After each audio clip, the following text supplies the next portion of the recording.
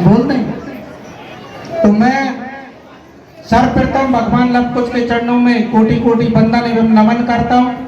उनके चरणों में कोटि कोटि वंदन और नमन इसलिए करता हूँ कि वो हमारे समाज के आराध्य देव तो है ही, साथ में उन्होंने भगवान राम की जो चतुरंगिनी सेना थी, जो लंकापति रावण पे चढ़ाई करके की गई थी, उनको भी परास्त किया। ऐसे पराक्रमी सूरवीर हैं, इसलिए मैं उनके चरणों में कोटि कोटि वंदन एवं नमन करता हूँ।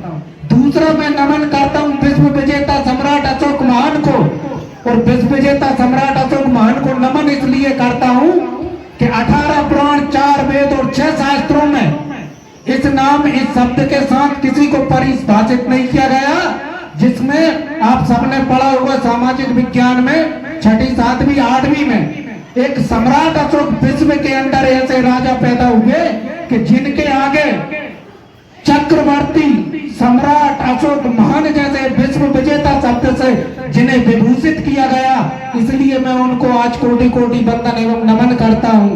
और तीसरा मैं नमन करता हूँ उस महात्मा ज्योतिबा राव फूले को कि जिन्होंने हमें शिक्षा का अधिकार दिलाया और पूरे देश के अंदर उन्होंने वो पहचान के लिए, शिक्षा के अधिकार के लिए आज हम पढ़ लिख के भले ही गए हैं। आज हमें हो सकता है कि सोशल मीडिया के युग में और जागरूकता के समय में आज हो सकता है हमें उनकी जरूरत ना हो, उन्हें पढ़ने की जरूरत ना हो, लेकिन उन्होंने उस समय हमारे समाज के वर्ग की, हमारे समाज के लिए नहीं, कुशवा समाज के लिए नहीं, बल्कि समस्त पिछड़े वर्ग को पढ़ने लिखने का अधिकार उन्होंने दिलाया। उस समय अपने घर परिवार से भी उन्होंने अपमान सहा, लेकिन आपके अधिकारों के लिए वो लड़े, आपकी शिक्षा के अधिकार के लिए लड़े, इसलिए उनको मैं आज प्रणाम करता हूँ। चौथा मैं प्रणाम करता हूँ माता सावित्रीबाई फूले को, और माता सावित्रीबाई फूले को प्रणाम इसलिए करता हूँ कि माता सावित्रीबाई फूले ने सिर्फ कुशवा समाज को नहीं, इस देश के प्रत्येक जाति, वर्ग, धर्म और समुदाय की महिलाओं को इस देश के अंदर आज से 200 साल पहले पढ़ने लिखने का अधिकार नहीं था, लेकिन उन्होंने उस उम्र में जब 18 वर्ष की थी, उस उम्र में उन्होंने पहला महिला विद्यालय उन्होंने खोला, इसलिए उनके चरणों में कोटि कोटि वंदन एवं नमन काम करता हूँ। मैं मध्य प्रदेश की धरती में जन्मे सतना जिले से सांसद आदरणीय सुखलाल कुशवाहा जी को, उनको नमन इसलिए करता हूँ कि भारतीय राजनीति में, भारत के राजनीति में आज भी इतिहास दर्ज है कि 2-2 मुख्यमंत्रियों को हरा कर कोई सांसद बना तो वो सुखलाल कुशवाहा बना, इसलिए उनको नमन करता हूँ। ये चीजें मैं आप सबको क्यों बता रहा हूँ?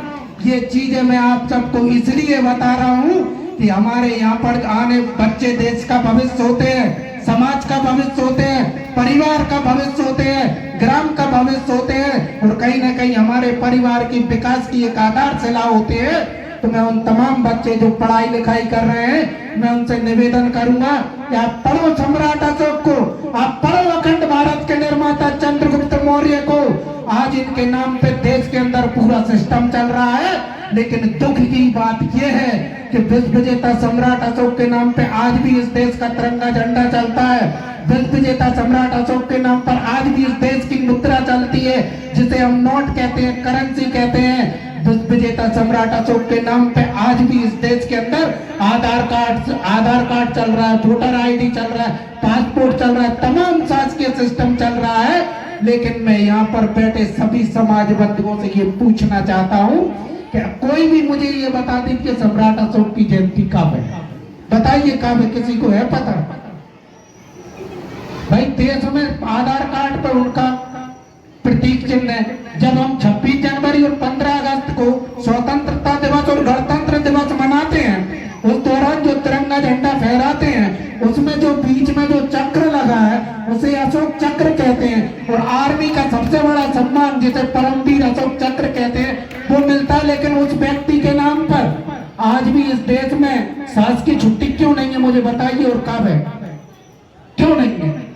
क्योंकि हम उनके वंशज हैं। कभी हमने सम्राट अशोक को स्वीकार नहीं किया, कभी हमने सम्राट अशोक को के बारे में पढ़ा तो, लेकिन उस हिसाब से नहीं पढ़ा जिसने, जो कहते थे कि भारत एक समय विश्व गुरु हुआ करता था।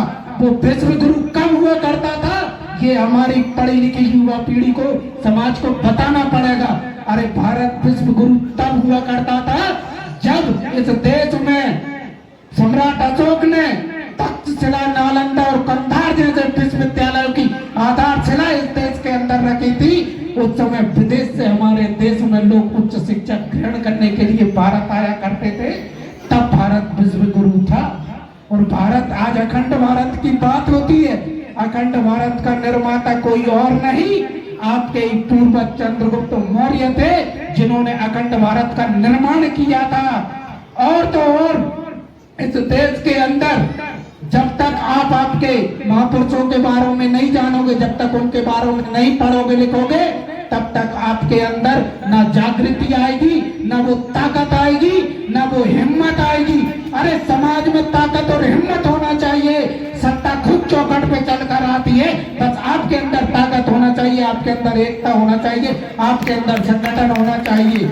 आज हमें ये संकल्प लेके जाना है और साथ में हमें संकल्प लेके ये भी जाना कि प्रांतीय कुशवा समाज मध्य प्रदेश जहाँ भी जिस भी जिले में कार्यक्रम में जाते हैं तो हम 2-3 बातें विशेष रूप से बोलते हैं कि अभी मध्य प्रदेश शासन के आदरणीय मुख्यमंत्री महोदय डॉक्टर मोहन यादव जी ने भी बोला कि जब घर परिवार में कोई भी हमारे शांत हो जाता है तो हमारे समाज में या बड़ा हिस्सा उसकी रसोई पे, तेरही पे खर्च किया जाता है। यह भी मुख्यमंत्री महोदय ने बोला था।